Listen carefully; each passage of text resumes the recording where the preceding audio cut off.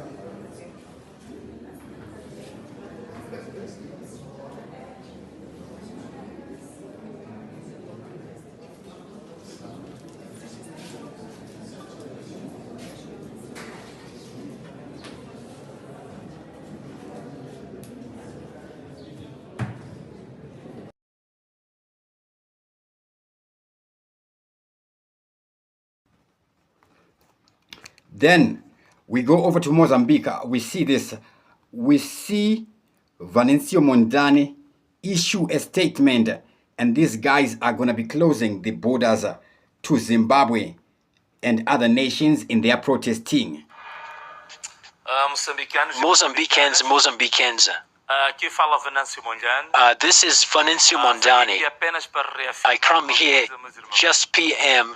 The FM, my brothers, 3 days of general demonstration in all borders, all capitals, provincial and in all ports, is what we are going to do. We will not back down.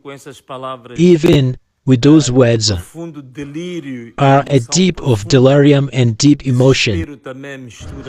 The mixture of Commander Geraldo Bernardino Rafael, we will not back down.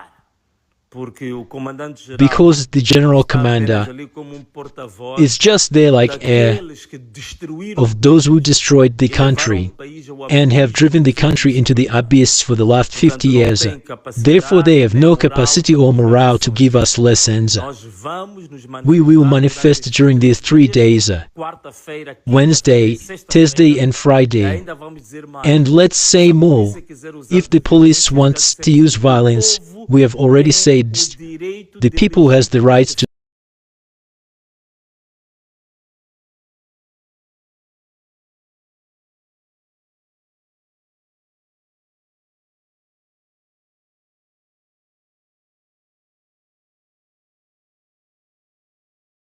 to self-defense. So we will not back down. Let's make our demonstration, because they disorganized and destroyed the country, created total and complete misery.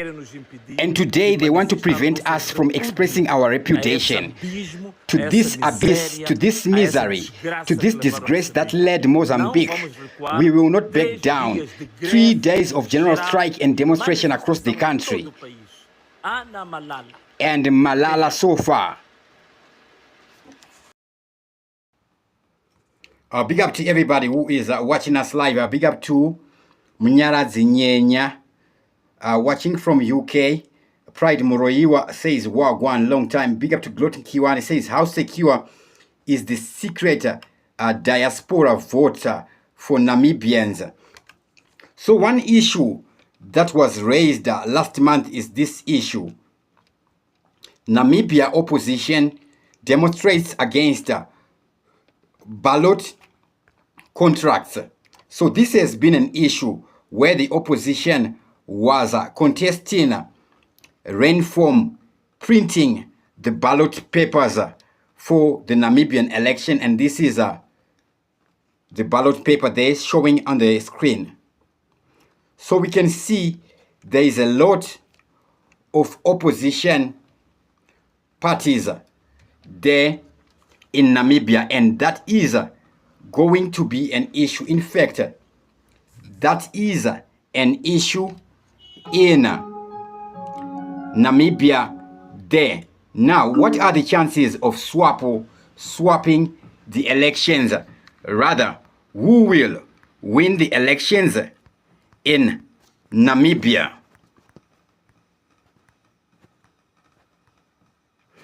Based on available information,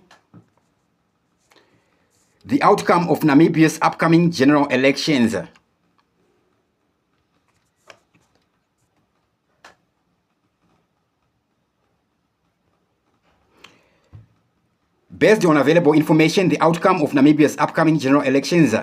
in November 2024 remains uncertain, but there are some key points to consider. The ruling Southwest Africa People's Organization SWAPO party is expected to face its toughest electoral challenge since Namibia's independence in 1990. While SWAPO is likely to retain a majority in the National Assembly, its share of votes is expected to decline further compared to previous elections. For the presidential race, Netumbo Nandi Ndaitwah, SWAPO's candidate and current vice president, is considered the front runner but faces strong competition. Panduleni Itula, leader of the Independent Patriots for Change Party, is seen as the main opposition challenger. Other notable candidates include Job Ampanda Ally and Ally Angula. The presidential race is expected to be closely contested with a possibility of a runoff election. Now, if no candidate secures 50% of the votes in the first round, which would be unprecedented in Namibian history, then there will be a runoff. While SWAPO remains favored to win, there is growing uncertainty about the outcome, reflecting Namibia's evolving political landscape and increasing competitiveness of its multi-party system. So this is what we're seeing here. So if the opposition parties were to stand even a better chance of winning against SWAPO, they were supposed to field one candidate and create a coalition like the one we saw happening in the nation of Botswana.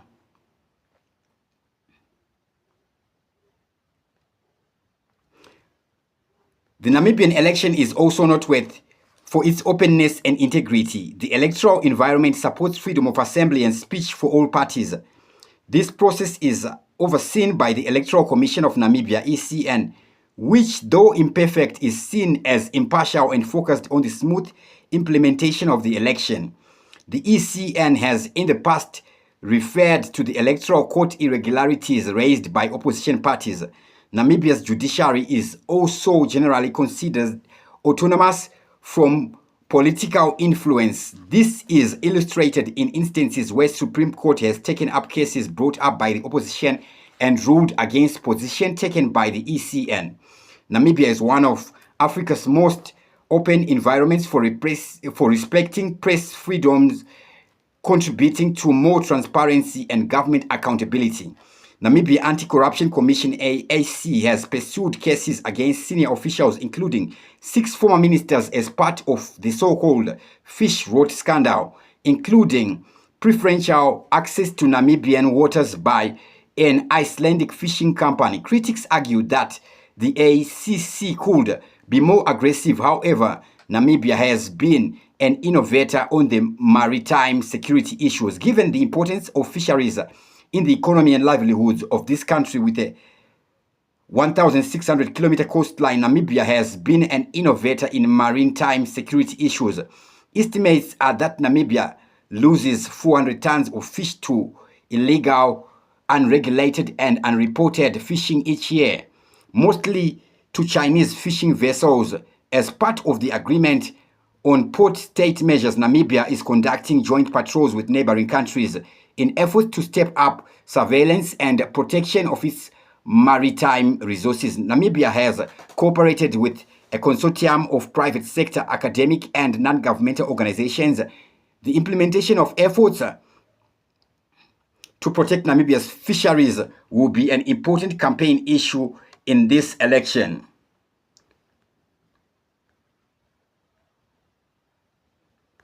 So some of the things to note is the openness and integrity of Namibia's electoral environment, supporting freedom of assembly and speech for all parties, fostering a more competitive political environment. Number 2, impartial electoral commission.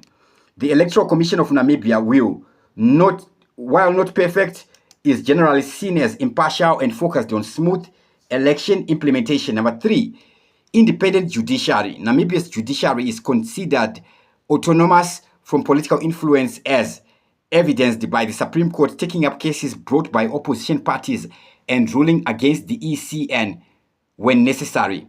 Press freedom. Namibia is noted for its open environment for press freedoms, which enhances transparency and government accountability. Anti-corruption efforts. The Anti-Corruption Commission has pursued cases against senior officials, including former ministers, demonstrating a commitment to combating corruption.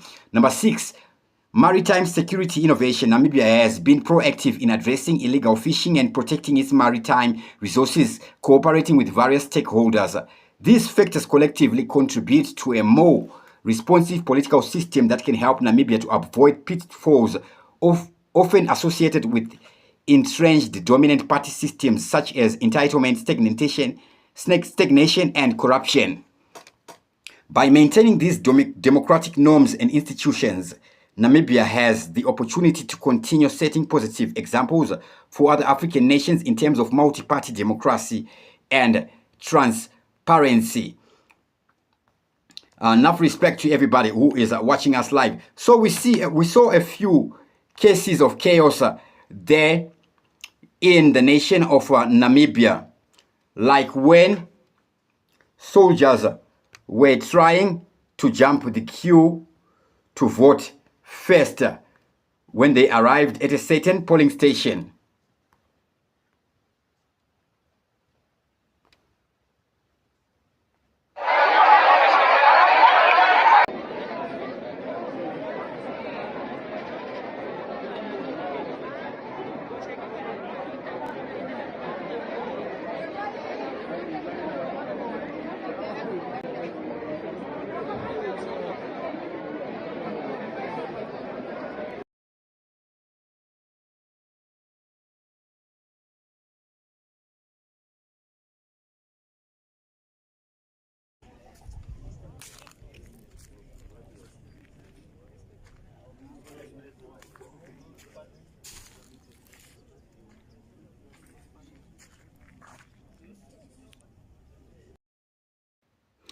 Big up to everybody who is watching us live.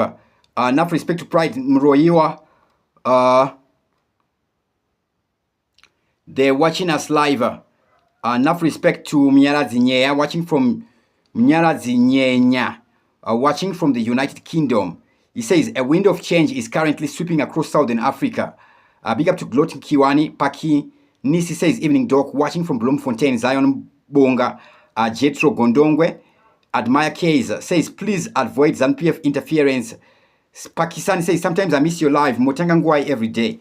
I start at 7 p.m. Should I delay? I'll be starting at 8 p.m. every day. Sometimes I do in the morning at 8 a.m. But the ones that are definite is in the evening, 7 p.m. and 8 p.m. Now, we saw a clip making rounds on social media. What happened in Zambia? It was nothing to do with elections, but rather it was a cooler truck passing through and people were following it. Cold box was just passing through in Zambia.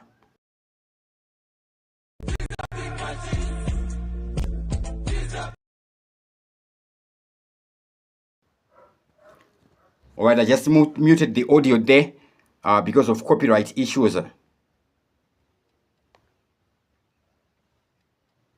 So the video is bad quality there, but that's a truck there carrying a cold box, and we can see masses of people there following it.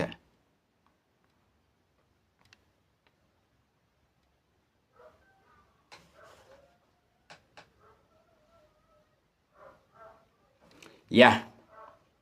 So that looked like a political gathering there, but it was not a political gathering. It was rather people following that truck over there. Enough respect to General Tombwe says, watching from North Korea. How is it over there in North Korea? I'm just curious about North Korea.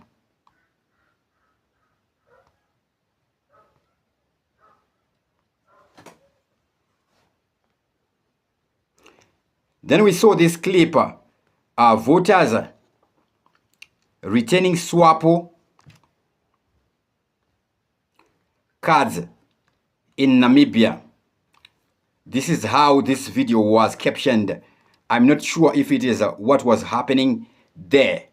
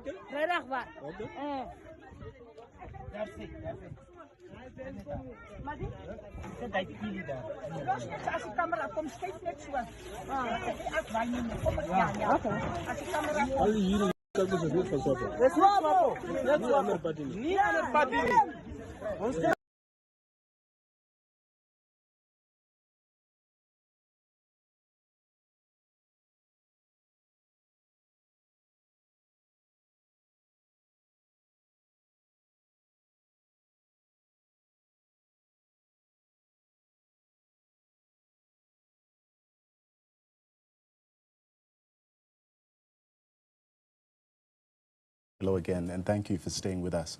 Now, in the lead up to the November 27 general elections in Namibia, polls indicate that SWAPO, which has triumphed in all elections since Namibia's independence in 1990, might face defeat for the first time since independence in 1990. SWAPO has comparative advantages, but there is growing frustration among voters. For analysis on this, we're joined by Professor Henning Melba, who's an analyst and senior advisor at the Nordic Africa Institute. Professor Melba, good to have you on the program this evening. So as mentioned, SWAPO has been the dominant political force in Namibia since independence. What do you think are the key factors contributing to this apparent decline in support in recent years? Good evening, Kandla. I think SWAPO faces similar challenges as other former liberation movements who have seized power in a rather legitimate way and have executed political governance once they were voted into the office. But there is an expiry date looming, and we witnessed it in South Africa. We witnessed it with the landslide shift in Botswana. We are witnessing it with the civil strife situation in Mozambique you have just been discussing. And the constellation has changed also for SWAPO in the sense that voters are not taking it any longer for granted that they owe loyalty to the former liberation movement because there is no reason for them to reward them for having led an anti-colonial struggle which led 34 years ago to independence. We have a new demographic situation in all these countries where the born free are the ones who are the majority of the electorate, and they measure governments by delivery.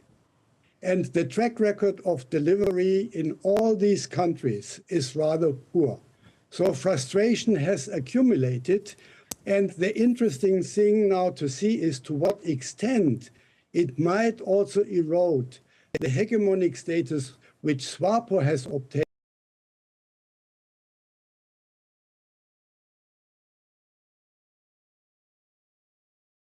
region of these former liberation parties losing support. But very interesting, in 2019 elections, SWAPO lost its two-thirds majority, Prof. And President Hage Geinob's re-election received only 56% of the vote. What does this suggest about the public's perception, especially of SWAPO's performance? All right, enough respect to everybody. It was a classical case of populist rhetoric in the election campaigns when SWAPO regained the biggest majority since independence in the elections of November 2014. And